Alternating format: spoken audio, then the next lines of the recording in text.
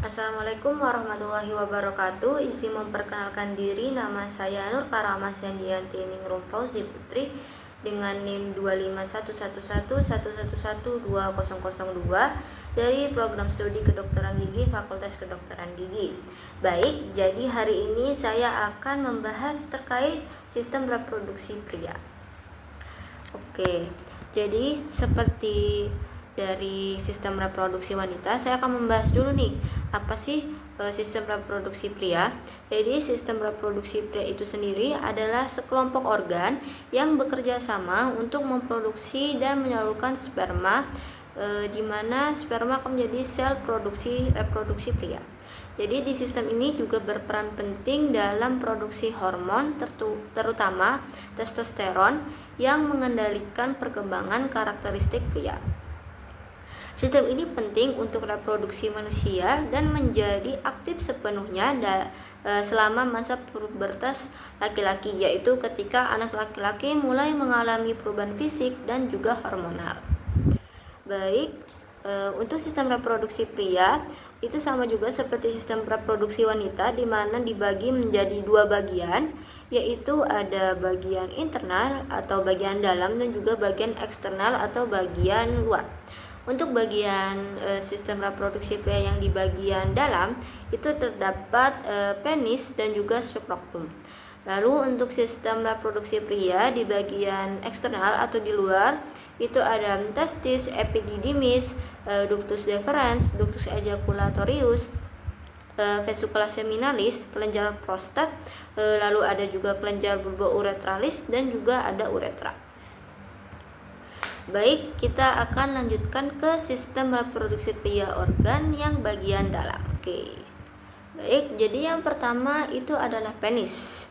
Jadi penis ini terletak menggantung di depan skrotum, di mana bagian ujung penis itu disebut dengan gland penis.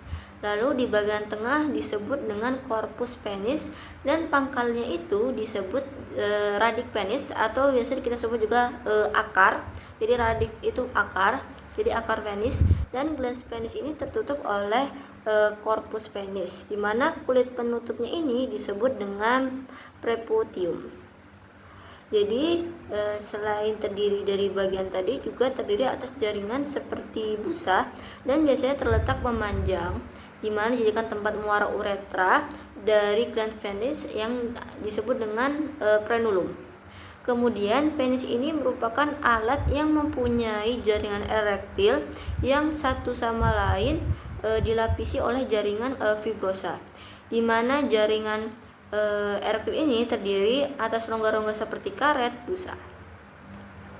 Lanjut, jadi untuk ereksi otot itu dipengaruhi oleh beberapa otot ya untuk penis ini, yaitu seperti ada musculus ischia cavernosus dan musculus erector penis, di mana otot-otot ini menyebabkan erektil atau ketegangan pada saat waktu koitus atau hubungan seksual. Di musculus bulba cavernosus sendiri itu juga ada yang bagian untuk mengeluarkan urin, yaitu yang tadi musculus bulbo cavernosus.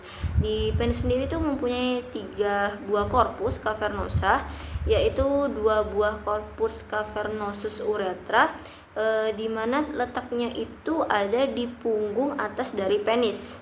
Lalu juga ada 1 korpus cavernosus uretra yang letaknya itu di sebelah bawah dari penis, yaitu dari penis yang merupakan saluran kemih. Lanjut, ada skrotum. Jadi skrotum itu bagian depan skrotum itu terdapat penis seperti yang aku udah bilang tadi, dan di belakangnya itu terdapat anus. Nah, skrotum ini adalah sebuah kantong yang terdiri atas kulit tanpa lemak, lalu dia juga memiliki sedikit jaringan otot yang berada di dalam pembungkus yang disebut dengan tunica vaginalis yang dibentuk dari peritoneum. Lalu skrotum ini banyak mengandung pigmen dan di dalam terdapat kantong-kantong dan setiap kantongnya ini berisi epididymis veniculus spermaticus. Dan juga untuk suhu di dalam skrotum ini rata-rata adalah beberapa derajat Celcius lebih rendah daripada suhu tubuh normal pria. Lanjut, itu skrotum kiri itu jantung lebih rendah dari skrotum yang sebelah kanan, di mana bentuk skrotum ini bervariasi dalam beberapa keadaan, misalnya pada pengaruh panas, orang tua, dan keadaan lemah. Skrotum akan memanjang dan lemas, sedangkan dalam keadaan yang dingin pada orang muda akan memendek dan juga berkerut. Nah, untuk bagian lapisan skrotum itu terdiri dari kulit, dimananya warnanya itu bisa kecoklatan, tipis dan mempunyai flika atau rugae, dan pada kulit terdapat folikel sebasea yang dikelilingi oleh rambut keriting, dimana akarnya terlihat melalui kulit. Lalu ada tunika dartos berisi lapisan otot polos yang tipis sepanjang basis skrotum. Tunika dartos ini biasanya membentuk septum yang membagi skrotum menjadi dua ruangan, yaitu biasanya untuk testis yang terdapat di bawah permukaan penis. Baik, selanjutnya kita akan lanjut ke bagian reproduksi pria di bagian eksternal atau di bagian luar. Untuk bagian luar sendiri itu terdiri dari terdiri dari testis. Nah, testis ini terdiri atas dua buah glandula yang biasanya itu untuk memproduksi semen yang terdapat di dalam skrotum digantung oleh veniculus spermaticus tadi. Nah, untuk suhu di dalam skrotum itu kan kurang lebih 35 derajat Celcius, sedikit lebih rendah dari suhu tubuh yang dibutuhkan untuk memproduksi sperma.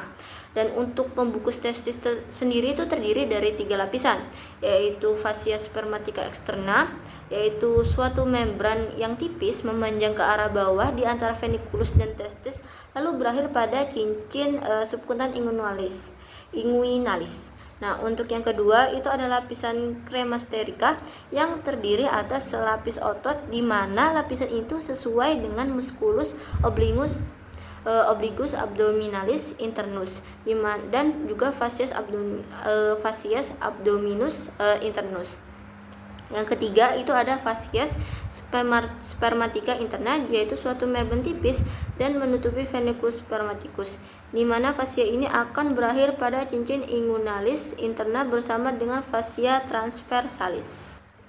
Untuk fungsi testis sendiri yaitu untuk membentuk gamet, di mana gamet baru yaitu spermatozoa yang dilakukan di tubulus seminiferus, dan juga untuk menghasilkan hormon yang tadi testosteron yang dilakukan oleh sel interstisial.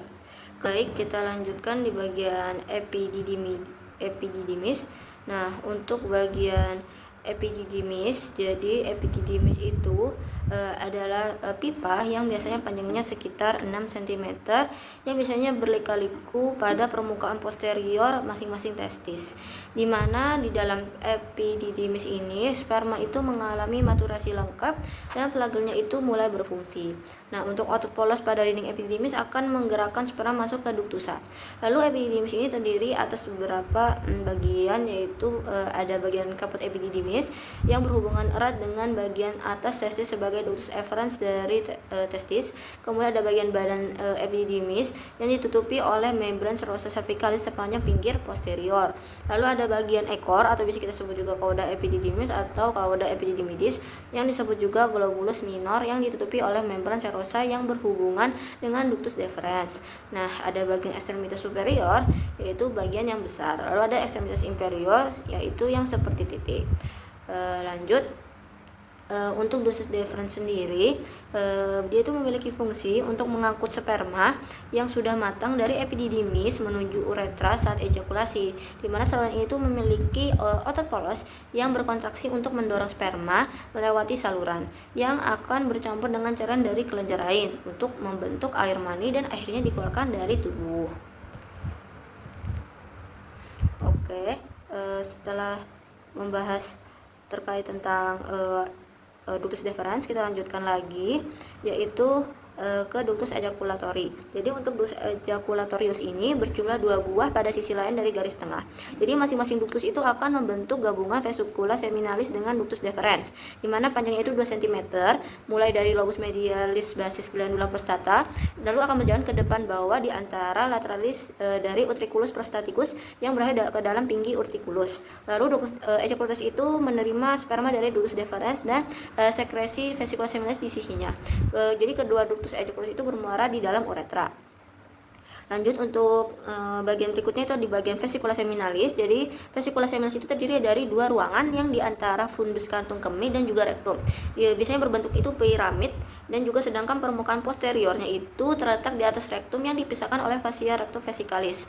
Nah, untuk panjang dari vesicula seminalis sendiri itu sekitar 5 sampai 10 cm, di mana merupakan kelenjar sekresi yang akan menghasilkan zat mukoid. Zat ini banyak mengandung fruktosa dan juga zat gizi yang merupakan sumber energi bagi spermatozoa. Nah, vesicula seminalis ini bermuara pada ductus deferens dan bergabung dengan ductus deferens. Penggabungan ini disebut dengan ductus ejaculatorius. Nah, untuk vesicula seminalis sendiri itu menghasilkan cairan yang disebut semen sebagai pelindung spermatozoa. Jadi selama ejakulasi, vesicula seminalis mengeluarkan isinya ke dalam ductus ejaculatorius sehingga akan menambah semen ejakulasi serta mukosa. Lanjut, kemudian ada kelenjar prostat. Jadi kelenjar prostat sendiri itu terdapat di bawah orifisium uretra interna dan juga sekeliling permukaan uretra, di mana dia akan melekat di bawah kandung kemih dalam rongga pelvis di bawah posterior symphysis pubis. Nah, prostat itu merupakan suatu kelenjar yang mempunyai 4 lobus, yaitu bagian posterior, anterior, lateral, dan medial. Lalu untuk fungsi dari kelenjar prostat sendiri itu adalah untuk mengeluarkan cairan alkali seperti susu yang mengandung asam sitrat yang berguna untuk melindungi spermatozoa terhadap tekanan pada uretra, di mana pada kelenjar prostat itu mensekresi cairan encer seperti susu yang bersifat asam tadi yang mengandung asam sitrat, kalsium, asam fosfat, enzim pembeku, dan juga fibrinilisin. Nah, 1 sampai pH sekitarnya mencapai 6 sampai 6,5.